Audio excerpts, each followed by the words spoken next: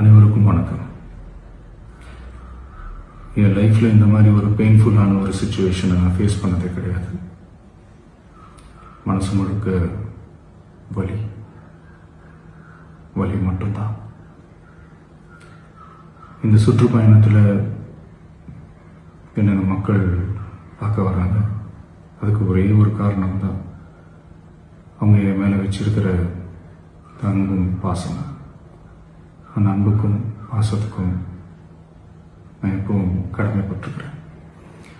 அதனால தான் இந்த சுற்றுப்பயணத்தில் மற்ற எல்லா விஷயங்களையும் தாண்டி மக்களுடைய சேஃப்டி, அதில் எந்த காம்ப்ரமைஸும் பண்ணிடக்கூடாதுன்றதுக்காக தான் அது என் மனசில் ரொம்ப ஆழமாக இருக்கும் அந்த எண்ணம்.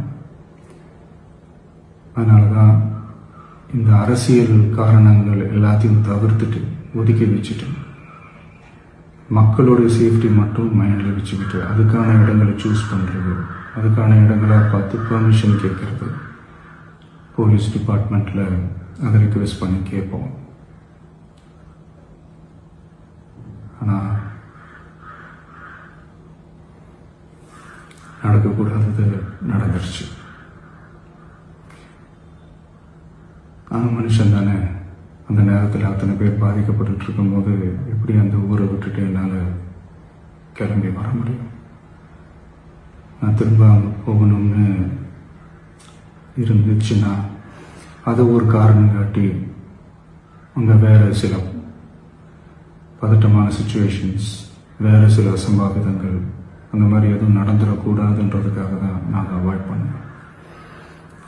இந்த நேரத்தில் சொந்தங்களை இழந்து தவிக்கிற அத்தனை குடும்பங்களுக்கும் என்னுடைய ஆழ்ந்த இரங்கலை தெரிவிச்சுக்கிறேன். எனக்கு தெரியும், என்ன சொன்னாலும் இது ஈடையாகாதுன்னு எனக்கு தெரியும். ஹாஸ்பிட்டலில் ட்ரீட் பண்ணிகிட்ருக்கிற எல்லாருமே சீக்கிரமாக க்யூர் ஆகி வரணுன்றதை இந்த நேரத்தில் நான் வேண்டிக்கிறேன். கூடிய சீக்கிரமே உங்கள் எல்லாரையும் நான் சந்திக்கிறேன். இந்த நேரத்தில் எங்களுடைய வலிகளை, எங்களுடைய நிலைமையை புரிஞ்சுக்கிட்டு எங்களுக்காக பேசின அரசியல் கட்சிகளை சார்ந்த நண்பர்கள், தலைவர்கள் அனைவருக்கும் என்னுடைய நன்றியை தெரிவிச்சுக்கிறேன். கிட்டத்தட்ட ஒரு 5 மாவட்டத்துக்கு பிரச்சாரத்துக்கு போனோம். இந்த மாதிரி எதுவுமே நடக்கல. ஆனால் கரூரில் மட்டும் ஏன் எப்படி நடக்குது, எப்படி நடக்குது? மக்களுக்கு எல்லா உண்மையும் தெரியும். மக்கள் எல்லாத்தையும் பார்த்துக்கிட்டு இருக்கிறாங்க. கரூரை சேர்ந்த அந்த மக்கள் அந்த உண்மையெல்லாம் வெளியில் சொல்லும்போது எனக்கு கடவுளே நேரில் வந்து இறங்கி அந்த உண்மைகள்லாம் சொல்கிற மாதிரி எனக்கு தோணுச்சு. சீக்கிரமே எல்லா உண்மைகளும் வெளியில் வரும்.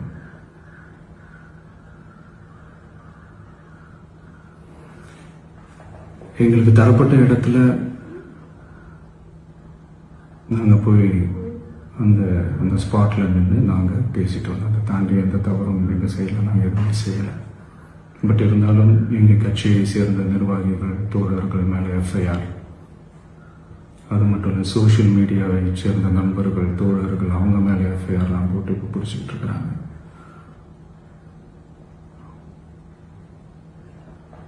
சிஎம் சார், உங்களுக்கு ஏதாவது இந்த பழி வாங்கணும் அப்படின்ற எண்ணம் ஏதாவது இருந்துச்சுன்னா என்ன வேணாலும் பண்ணுங்க. அவங்க மேலே கை வைக்காதீங்க. நான் ஒன்று வீட்டில் இருப்பேன், இல்லை நான் ஆஃபீஸில் இருப்பேன். என்ன வேணாலும் செய்யுங்க. நண்பர்களே, தோழர்களே, நம்மளோட அரசியல் பயணம் இன்னும் ஸ்ட்ராங்கராக, இன்னும் தைரியத்தோட கண்டினியூ ஆகும்.